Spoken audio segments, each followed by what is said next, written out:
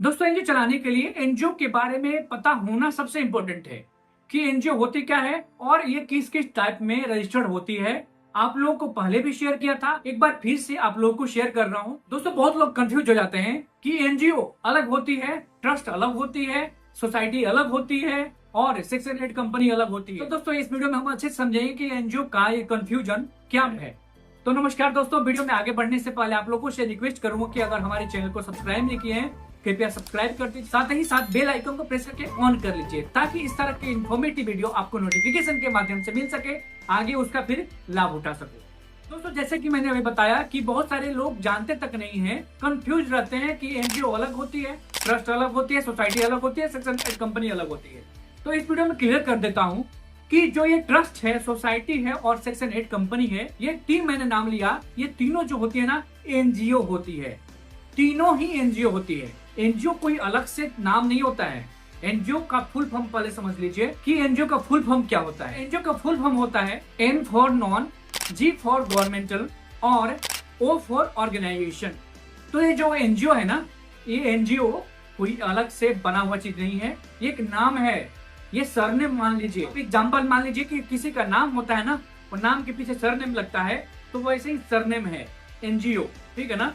तो वैसे ही एनजीओ में पार्ट होते हैं, एक्ट होते हैं, जो तीन तरह के होते हैं। तीन तरह के एक्ट में से पहला जो एक्ट है वो है आपको ट्रस्ट एक्ट, ठीक है। दूसरा जो एक्ट है वो है आपको सोसाइटी एक्ट, और जो तीसरा एक्ट है वो सेक्शन 8 कंपनी एक्ट है, ठीक है ना, जो कंपनी की तरह काम करती है, सेक्शन 8 कंपनी। अब दोस्तों तीनों का अलग अलग थोड़ा सा क्लॉज होता है, रूल रेगुलेशन होते हैं और उसके चलाने के तरीके थोड़ा सा अलग होते हैं, और साथ ही साथ डॉक्यूमेंटेशन में भी थोड़े फर्क होते हैं। है तो एनजीओ, काम करने का तरीका वही होता है, मगर जब एक्ट होता है, रजिस्टर्ड होता है ना, तो उसके थोड़े तरीके अलग होते हैं, अलग से उसको क्लॉज बनते हैं, डीड बनते हैं। अब ट्रस्ट जब बनाते हैं तो डीड यहाँ पर बनते हैं, मगर वही सेक्शन 8 कंपनी बनाते हैं तो उसमें एमओए एओए बनता है। वैसे ही सोसाइटी में भी डीड बनता है, जो अलग अलग ऑब्जेक्टिव पे भी काम करती है, ठीक है ना। इनका ऑब्जेक्टिव है, उद्देश्य भी अलग होते हैं काम करने के।